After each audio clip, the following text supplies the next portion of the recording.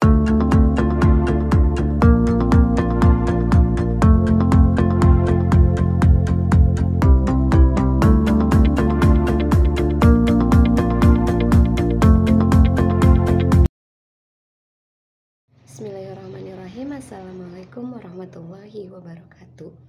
Kami dari kelompok 6 yang beranggotakan saya sendiri Nurfakia Putri, lalu ada rekan-rekan saya Nurul Aina Dinanti, juga Labibatul Fajriyah.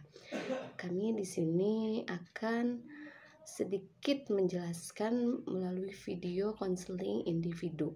Nah, apa sih itu konseling individu?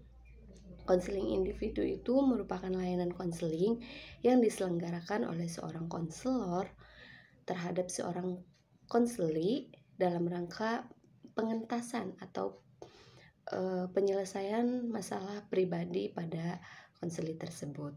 Ya. Adapun juga tujuan-tujuannya, yaitu tujuan dari konseling individu itu adalah membantu klien untuk menyelesaikan masalah yang dihadapinya. Lalu di sini kami akan menjelaskan atau sedikit menggambarkan proses konseling individu yang terjadi pada klien yang burnout. Dia itu mengalami burnout. Pada kasus kali ini konselor menangani tentang konseling pribadi sosial. Mari kita. Ya, gimana Mbak Nurul? Ya Bu, jadi saya kan mau datang ke Ibu nih, mau cerita-cerita gitu sih Bu. Kira-kira bisa nggak ya ininya? Kamu nggak? Bisa sih, kebetulan saya lagi kosong ya. Karena kan paling ada waktunya cuma 8 menit, atau 10 menit lah, 15 menit lah maksimal. Boleh gini sih Bu. Saya tuh mau cerita tapi Ibu ya takut cerita-cerita kok. Enggak dong, nggak perlu khawatir. Jadi yang tahu cuma kita berdua aja nih. Karena kan kalau konseling itu ada namanya akte rahasiaan. Jadi otomatis apa yang Mbak Nurul ceritain ke Ibu itu udah jadi rahasia kita berdua, jadi nggak ada orang yang lain yang tahu selain kita berdua. Oke, tadi aku coba langsung cerita aja ya Bu. Boleh. Jadi tuh akhir-akhir ini tuh kayak aku tuh nilainya tuh turun tau Bu. Mungkin karena manajemen waktu akunya juga yang berantakan, terus tugas-tugas yang banyak. Terus tuh jadi tuh aku juga jadi sekali sakit tuh Bu, karena mungkin banyaknya kegiatan juga ya, kan eskul tuh banyak, terus tugas banyak, jadi aku tuh kayak pusing, kecapean gitu ya. Iya Bu, sampai sakit juga waktu itu lama, jadi kan ketinggalan banyak gitu, jadi kayak sempet stres juga tuh Bu, kayak gimana ya, banyak ketinggalan gitu, teman-teman aku udah bisa materi ini aku belum gitu, jadi kayak kenapa ya Bu kayak gini aku. Tapi sebelumnya Ibu mau tanya dulu nih, yang tertinggal itu maksudnya keteteran itu semua pelajaran, mata pelajaran, atau ada salah satu aja nih yang kayak nilainya anjlok gitu? Ada beberapa sih Bu, kayak misalkan matematika itu darinya aku misalkan nilainya 80, jadinya kayak anjlok banget 60 kayak gitu. Terus IPA juga Bu, IPA ya pokoknya banyak lah, ada 3 deh kalau nggak salah. Berarti Mbak Nurul ini termasuknya kalau di bahasa konseling itu ada namanya burnout belajar. Burnout belajar itu kayak masalah-masalah dalam belajar, kayak kelelahan gitu loh. Jadi kelelahan itu bisa dipicu dari banyaknya tugas, terus banyaknya kegiatan, jadi nggak balance gitu, tabrakan lah kayak gitu. Atau menurutnya belum menguasai matematika tapi udah ditambah fisika dan lain-lain, jadi kan campur aduk gitu. Kan soalnya kan saya sempat nggak masuk tuh Bu, jadi kan bingung kan, materinya banyak ketinggalan, jadi harus ngejar materi yang ketinggalan itu kan. Jadi tuh belum yang materi dulu, terus materi yang sekarang juga, jadi kayak semangat tuh kayaknya tuh. Apa-apa, teman-teman yang lain juga banyak loh kayak gini juga. Maksudnya kayak mereka kejar-kejaran gitu loh sama school, terus belajarnya tertinggal. Kadang banyak waktu belajar mereka keluar izin buat school kayak gitu. Nah, kalau saran Ibu, ya ini sih terserah ya, Mbak Nurul mau ikutin atau enggak. Cuman yang pertama, Mbak Nurul tuh harus bisa ngatur waktu dulu. Ngatur waktu dalam artian harus bisa memilih mana yang lebih utama gitu. Yang utama tuh yang maksudnya prioritas lah. Menurut nih besok nih ada pelajaran apa nih yang harus dikerjakan, atau misalnya ada PR matematika, ya udah kerjain matematika dulu, jangan ngerjain bahasa Indonesia, IPA dan lain-lain gitu loh. Jadi kan keteteran. Dan untuk masalah eskul itu sebenarnya nggak masalah ya menurut. Yang penting itu tadi menurut tahu prioritas. Nah, mau berangkat eskul nih jam 3 sore, nah jam 12 siang kan udah pulang sekolah tuh. Nah kalau eskul pulangnya maghrib, otomatis malam capek tidur, nggak sempet buka buku, Iya. ya kan. Nah boleh diimbangi dengan cara menurut nanti pulang sekolah nih buka buku dulu, pelajari PR yang tadi, ya kalau bisa dikerjain dulu lah sedikit gitu, atau dicicil biar nggak terlalu menumpuk.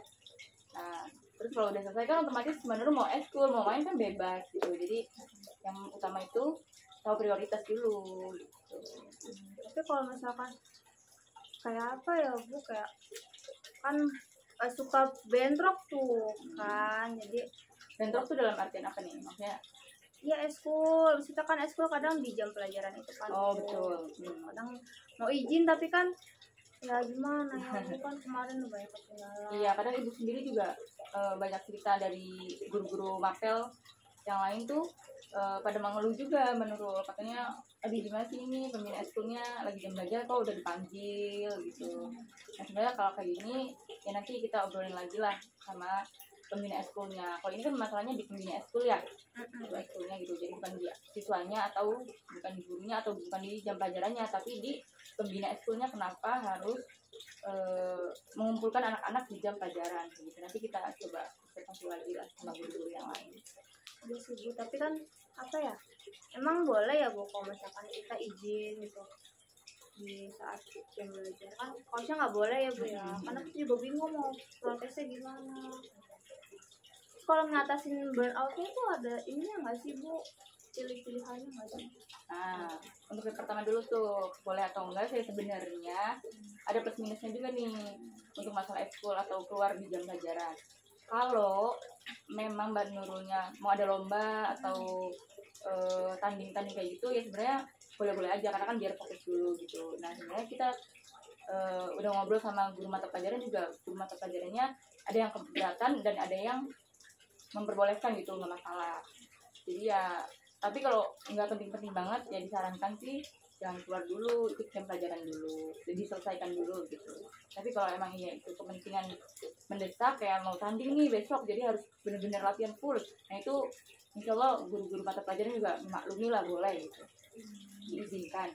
Nah terus untuk mengatasi burnout itu yang pertama tadi yang ibu jelasin tuh, harus mengatur waktu, harus pintar-pintar ngatur waktu. Ngatur waktu itu dalam artian kita bisa memilih lah mana yang lebih penting dulu, mengutamakan yang penting dulu gitu.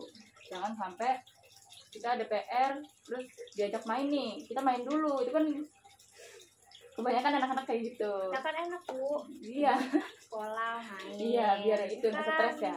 Nah tapi dampak negatifnya kan PR-nya ini jadi nggak dikerjain, otomatis besok pulang sekolah ditanyain Nurul PR-nya mana, belum dikerjain Bu, yang otomatis yang dapat hukuman siapa? Nurulnya juga, otomatis teman-temannya juga ketinggalan, jadi nggak bisa mengikuti gitu.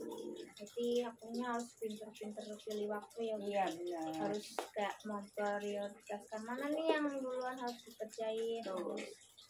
Ini dulu atau ini dulu, terus jangan maksain diri juga ya. Iya. Sama misalkan udah capek-capek nih tapi masih tetap kekeh pengen ngerjain, nah itu juga nggak boleh juga, walaupun itu penting karena kan nanti udah ngerjain percuma kitanya sakit nanti, otomatis nggak berangkat sekolah kan, percuma udah ngerjain tapi PR-nya nggak bisa kekumpul gitu. Ya, harus juga itu jangan maksain diri. Betul. Harus tahu batas badan kita tuh sampai mana. Oke, terima kasih ya Ibu. Ya boleh. Sama-sama. Gimana, masih ada yang mau ditanyain lagi? Mungkin nanti kalau ada ini lagi boleh cerita-cerita lagi. Boleh dong, boleh, nanti bisa ke ruang ibu, bebas kapanpun, selalu terbuka buat teman-teman Oke, semuanya. terima kasih. Sama-sama Mbak Nurul. Bye bye.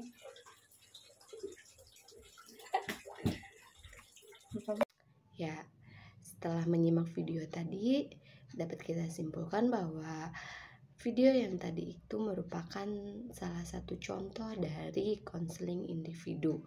Nah, pada konseling tersebut banyak sekali teknik, tapi pada kali ini teknik yang digunakan oleh konselor adalah teknik dari client center, di mana client center ini terpusat pada konseli mencari jawabannya ataupun mencari jalan untuk menyelesaikan masalahnya. Konselor hanya menjadi fasilitator atau menjadi pendengar, menjembatani pada suatu masalah konseling ini. Mungkin cukup sekian video konseling individual dari kelompok kami, kurang lebihnya mohon maaf. Wassalamualaikum warahmatullahi wabarakatuh.